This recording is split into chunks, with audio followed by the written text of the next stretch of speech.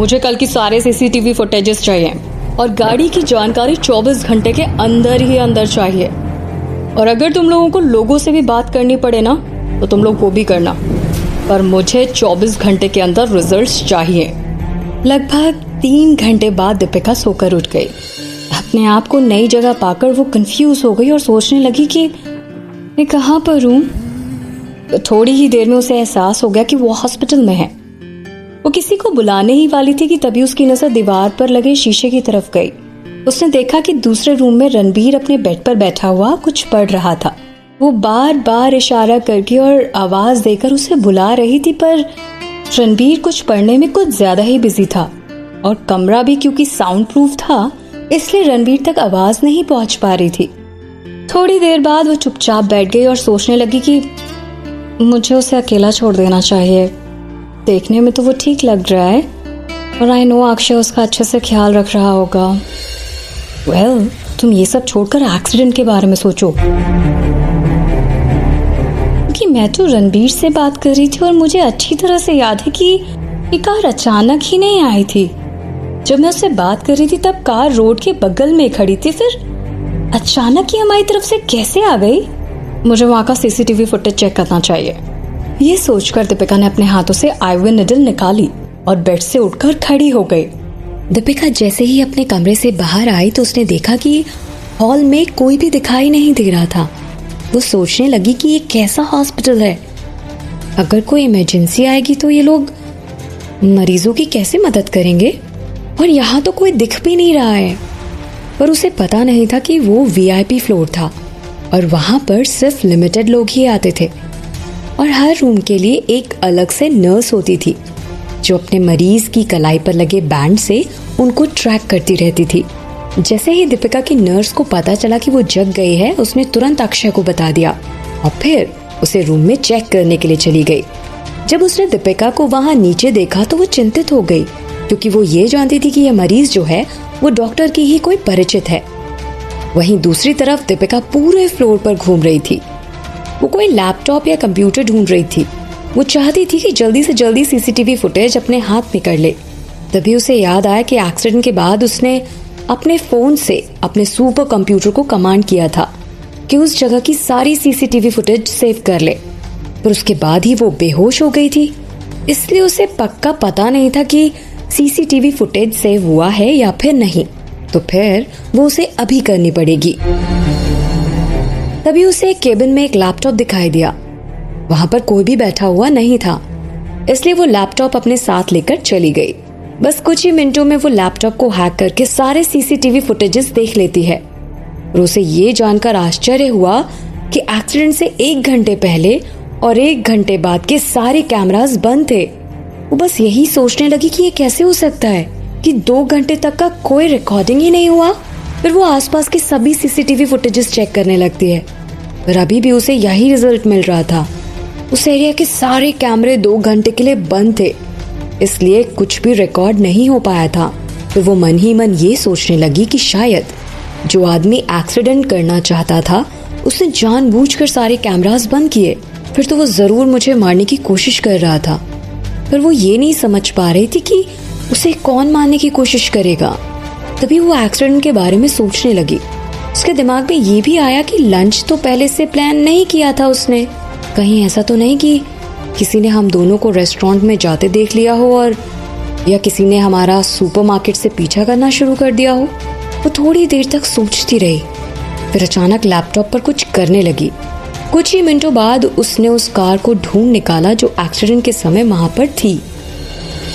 उसने देखा कि कार एक बंगले के अंदर जा रही थी और एक्सीडेंट होने और बंगले के अंदर के जाने के बीच का फासला लगभग 1 घंटे का था।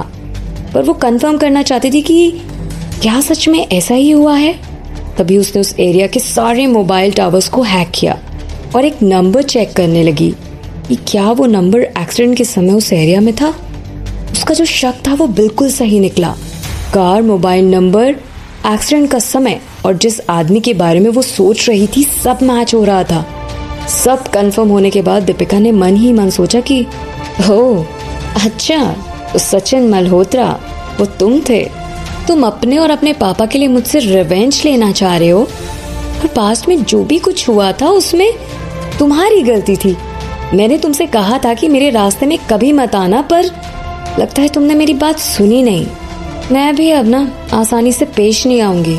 तुम्हें भी पता चल जाएगा कि दीपिका सक्सेना से पंगा लेने का मतलब क्या होता है।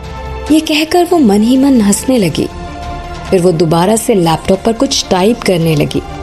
वो अपनी ही दुनिया में मगन थी, पर उसे पता नहीं था कि उसकी वजह से पूरे हॉस्पिटल में भूचाल आ गया है। सभी लोग उसे पागलों की तरह ढूंढ रहे थे।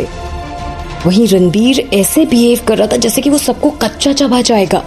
दीपिका की नर्स तो डर के मारे किसी कोने में चुपचाप खड़ी थी और सिसकियां लेकर रो रही थी। Oh God, please help me। Ranbir को पता था कि कोई दीपिका को मारने की कोशिश कर रहा है, क्योंकि उसके असिस्टेंट ने उसे फोन करके ये बताया था कि उसे एरिया के सारे कैमरे 2 घंटे के लिए बंद मिले थे। और ऐसी बात अचानक नहीं होती, सिर्फ दाल में कुछ काला है। वहीं अक्षय को भी चिंता हो रही थी, क्योंकि ऐसा पहली बार हुआ था कि उसके हॉस्पिटल से अचानक कोई गायब हो गया हो। पर जब अक्षय ने दीपिका को उसकी कलाई पर लगे बैंड से ट्रैक किया तो उसे तसल्ली हो गई कि वो अभी भी बिल्डिंग के अंदर ही है। वो रणबीर के पास चला गया और समझाते हुए कहता है, तुम चिंता मत करो, वो अभी भी बिल्डिंग में ही है। मैंने उसे ट्रैक कर लिया है कि वो कहाँ पर है।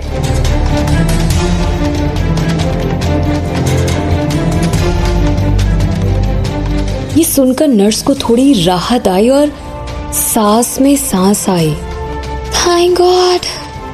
तभी रणबीर ने पूछा, तुम्हारे कहने का मतलब क्या है? तुमने उसे ट्रैक कर लिया है? अक्षय ने उसे समझाते हुए कहा कि ये जो तुम्हारी कलाई पर बैंड लगा हुआ है ना, ये बस तुम्हारे हेल्थ को ट्रैक नहीं करता, बल्कि ये भी बताता है कि तुम हॉस्पिटल में हो या फिर कहीं और बिना अपने डॉक्टर के परमिशन के तुम बिल्डिंग के बाहर वैसे भी नहीं जा सकते हो। ये सुनकर रणबीर को थोड़ी राहत की सांस आई। उसने पूछा, तो फिर कहाँ है वो? उसकी तबीयत कैसी है? अक्षय ने अपने फोन में देखते हुए कहा कि यहाँ तो सब कुछ ठीक दिख रहा है, बस उसके दिल की धड़कन थोड़ी तेज सी हो गई है। ये सुनकर रणबीर घबरा गया और कहता है, कहीं ऐसा तो नहीं कि वो किसी मुसीबत में है? अक्षय ने जवाब दिया, ये जानने के लिए हमें उसे ढूंढना पड़ेगा। पर तुमने अभी अभी तो कहा था कि तुमने उसे ट्रैक कर लिया है। अक्षय कहता है कि नहीं, मेरा कहने का मतलब ये है कि वो इसी बिल्डिंग में है, पर हमें पता नहीं है एग्जैक्टली कि वो इस बिल्डिंग में कहाँ पर है। सुनकर रणबीर चुपचाप सोफे पर बैठ गया। वहां पर खड़े सभी स्टाफ ऐसे डरे हुए थे कि मानो कोई जल्लाद उनके सामने आ गया है और इसका इल्जाम कहीं उनके सिर ना आ जाए। तभी अक्षय ने कहा, मैं अभी IT डिपार्टमेंट को कॉल करके पूछता हूँ कि वो लोग CCTV फुटेजेस देखकर बताएंगे कि दीपिका आखिर हॉस्पिटल में किस लोकेशन पर है। इस पर रणबीर ने जवाब दिया, उसकी कोई जरूरत नहीं है, तो मुझे लैपटॉप लाकर दे दो, मैं उसे खुद ढूंढ लूंगा। तभी एक स्टाफ दौड़कर अपना लैपटॉप लेने चला गया। वो जैसे ही अपने केबिन में पहुंचा तो उसने देखा कि उसका लैपटॉप गायब था। वो अपना लैपटॉप हर जगह ढूंढने लगता है, पर उसे कहीं भी नहीं मिलता है। उसे साफ साफ याद था कि उसका लैपटॉप टेबल पर ही वो छोड़ के गया था। थोड़ी देर बाद वो वापस लौट आया और अक्षय से कहता है, सर मेरा लैपटॉप टेबल पे नहीं है, वो भी अचानक से गायब हो गया है। सुनकर अक्षय को गुस्सा आ गया और वो गुस्से में कहता है, ठीक है, तो अब तुम भी यहाँ से जाओ, अपना लैपटॉप अब तुम बाद में ढूंढ लेना। तभी एक दुबला पतला सा आदमी वहां आया। उसने अपने एक हाथ में लैपटॉप ले रखा था। आते ही उसने अक्षय से कहा, सर आपने मुझे बुलाया? और जैसे ही उसने रणबीर को देखा वो उसे पहचान गया, क्योंकि हॉस्पिटल के मालिक अक्षय और रणबीर दोनों थे। इसलिए बिना देरी किए ही उस आदमी ने अपना लैपटॉप रणबीर को दे दिया। थोड़ी ही देर में रणबीर ने हॉस्पिटल के CCTV कैमरास को हैक कर लिया और सारी फुटेजेस एक एक करके देखने लगा। किसी को ये बात नहीं पता था कि रणबीर ने हैकिंग दीपिका से ही सीखी थी, जब वो उसके साथ 7 साल पहले रह रहा था। थोड़ी देर बाद रणबीर कहता है कि ये देखो, ये लड़की यहाँ पर है। अक्षय आकर उसके पास बैठ गया और लैपटॉप की स्क्रीन पर देखने लगा। उन लोगों ने देखा कि वो हॉल में इधर उधर घूम रही थी। फिर थोड़ी देर बाद अपने साथ एक लैपटॉप लेकर आई और दूसरे कमरे में चली गई। तब से वो वहां से बाहर नहीं आई थी।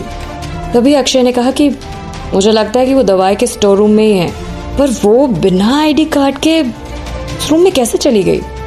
रणबीर एकदम से खड़ा हो गया और कहता है, ठीक है, तुम आगे आगे चलो, मैं तुम्हारे पीछे पीछे आता हूँ। अक्षय ने बाकी स्टाफ से कहा कि सब अपने अपने काम पर लौट जाएं। उन दोनों के पीछे पीछे दीपिका की नर्स और आईटी टेक्नीशियंस भी चले गए। जिस आदमी का लैपटॉप गायब हुआ था उसने सोचा कि चलो चलकर देखते हैं कि आखिर बात क्या है। अपने आईडी कार्ड का इस्तेमाल करके अक्षय ने दरवाजा खोल दिया। जैसे ही वो लोग वहां गए तो दीपिका वहां नहीं थी। तभी रणबीर ने सबको चुप रहने के लिए कहा। जैसे ही वे लोग चुप हुए, सबको कीबोर्ड पर टाइपिंग की आवाज आने लगी। रणबीर को एहसास हुआ कि आवाज टेबल के नीचे से आ रही थी। सब लोग एक साथ झुककर टेबल के नीचे देखने लगे। उन्होंने देखा कि दीपिका वहां पर चुपचाप बैठी लैपटॉप पर कुछ टाइप कर रही थी। उसे देखते ही अक्षय ने राहत की सांस ली और कहा, दीपिका जी आप भी कमाल करती हैं यार। वो मन ही मन सोचने लगा कि आपकी वजह से मेरे सारे स्टाफ परेशान हो रहे थे, इसलिए मैं भी अब आपको रणबीर के गुस्से से नहीं बचा पाऊंगा। और तभी दीपिका ने बिना ऊपर देखे कहा, प्लीज आप लोग चुप हो जाइए, मुझे अपना काम करने दीजिए। अक्षय रणबीर की तरफ देखने लगा और आश्चर्यचकित हो गया कि जो आदमी अभी राक्षस की तरह आंखें तरे रहा था, उसकी आंखों में अचानक से इतना प्यार कैसे हो गया। तभी उसने देखा कि रणबीर की नजर दीपिका पर टिकी हुई थी।